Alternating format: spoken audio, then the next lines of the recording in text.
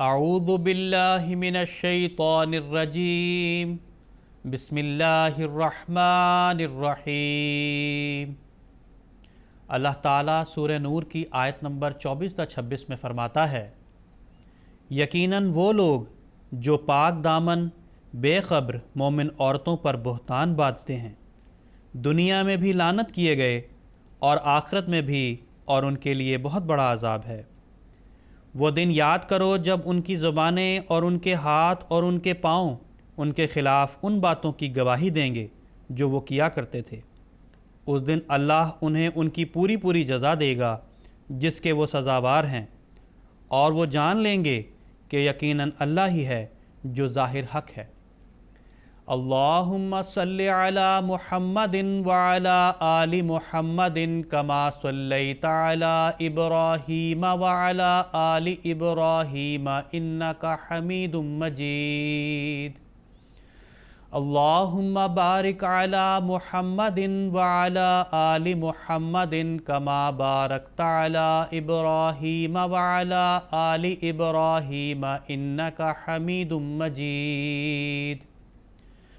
آج کے درس کا موضوع ہے زبان کی حفاظت اور اس کا درست استعمال۔ زبان ایک ایسا عضو ہے جس کے ذریعہ انسان اپنی جنت اور دوزخ متعین کرتا ہے۔ یہ وہ مفتاح ہے جس کے ذریعہ انسان نجات کا دروازہ اپنے اوپر کھول سکتا ہے۔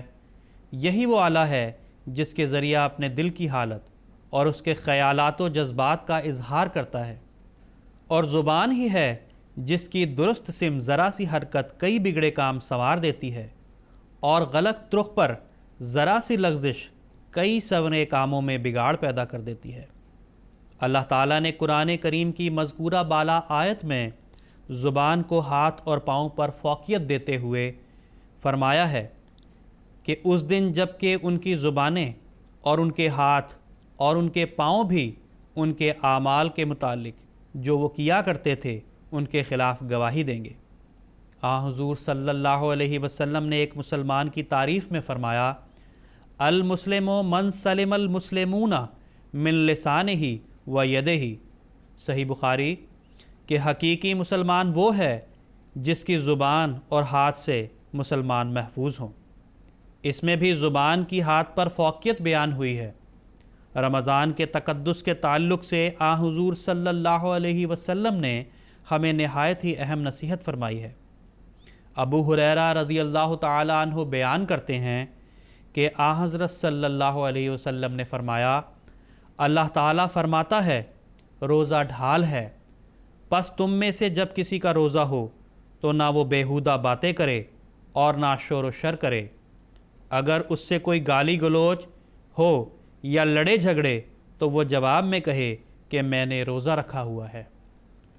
آپ صلی اللہ علیہ وسلم مزید فرماتے ہیں، جس نے رمضان کے روزے رکھ کر اپنی 3 چیزوں یعنی زبان، پیٹ اور فرج کی حفاظت کی تو میں اسے جنت کی خوشخبری دیتا ہوں۔ پھر آپ صلی اللہ علیہ وسلم فرماتے ہیں کہ جو شخص جھوٹ بولنا اور اس پر عمل کرنا نہ چھوڑے، اللہ تعالیٰ کو اس کے کھانا پینا چھوڑنے کی کوئی ضرورت نہیں۔ حضرت معاذ رضی اللہ تعالیٰ عنہ بیان کرتے ہیں کہ رسول اللہ صلی اللہ علیہ وسلم نے فرمایا کہ کیا میں تجھے دین کی جڑ نہ بتاؤں؟ میں نے عرض کیا، کیوں نہیں یا رسول اللہ؟ آپ صلی اللہ علیہ وسلم نے اپنی زبان کو پکڑ کر فرمایا، اس پر قابو رکھو۔ میں نے عرض کیا کہ کیا ہم ان باتوں کی وجہ سے بھی پکڑے جائیں گے جو ہم زبان سے کہتے ہیں؟ فرمایا، تیری ماں تجھے روئے، دوزخ کی آگ میں اوندھے منہ زبانوں کے پھل ہی گرائیں گے۔ شمائل ترمذی میں حضور صلی اللہ علیہ وسلم کے کلام کرنے کے حوالے سے آپ صلی اللہ علیہ وسلم کی خوبی کا ذکر ان الفاظ میں ملتا ہے، حضور صلی اللہ علیہ وسلم بغیر وجہ کلام نہ فرماتے، جب کلام شروع فرماتے تو کلام کا آغاز نرمی اور آہستگی سے فرماتے۔ آپ صلی اللہ علیہ وسلم کا کلام بہت بامانی ہوتا، گفتگو واضح ہوتی اور فضول بات نہ کرتے، سخت کلامی نہ فرماتے، نہ کسی کی توہین کرتے اور خدا کی چھوٹی چھوٹی نعمت کی بھی بڑائی بیان فرماتے۔ حضرت مسیح موعود علیہ الصلاۃ والسلام فرماتے ہیں، تقویٰ کے بہت سے شعبے ہیں جو عنکبوت کے تاروں کی طرح پھیلے ہوئے ہیں۔ تقویٰ تمام جوارح اور عقائد، زبان، اخلاق وغیرہ سے متعلق ہیں۔ نازک ترین معاملات زبان سے ہے۔ بسا اوقات تقویٰ کو دور کر کے ایک بات کہتا ہے اور دل میں خوش ہو جاتا ہے کہ میں نے یوں کہا اور ایسا کہا، حالانکہ وہ بری بات ہوتی ہے۔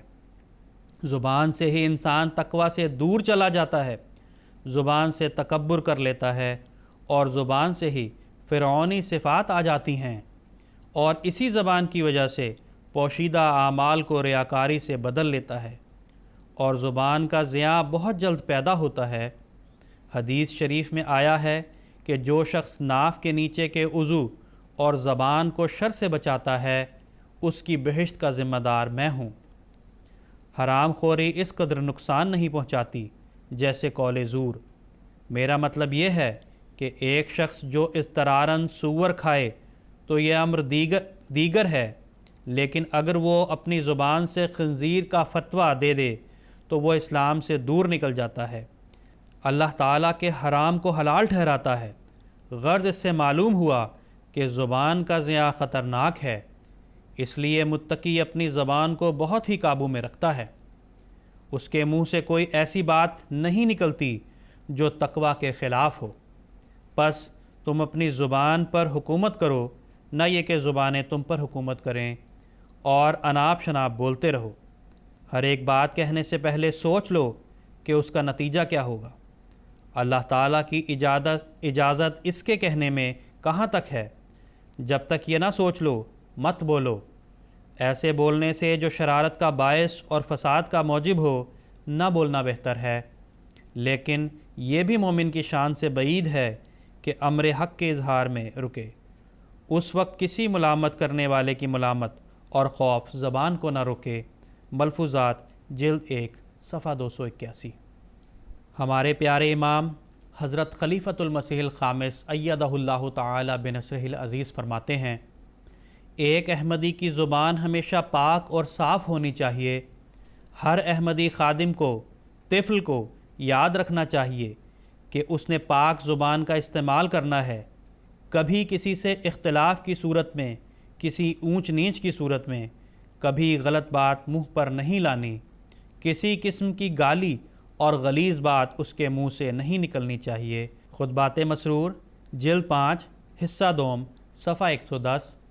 آخر میں اللہ تعالیٰ سے دعا ہے کہ وہ ہمیں قرآنی احکام کے مطابق، رسول کریم صلی اللہ علیہ وسلم کے ارشادات کے مطابق، حضرت مسیح موعود علیہ الصلاۃ والسلام اور خلفاء کرام کے ارشادات کے مطابق نرم اور پاک زبان استعمال کرنے کی توفیق عطا فرمائے۔ آمین۔ وآخر دعوانا الحمد للہ رب العالمین۔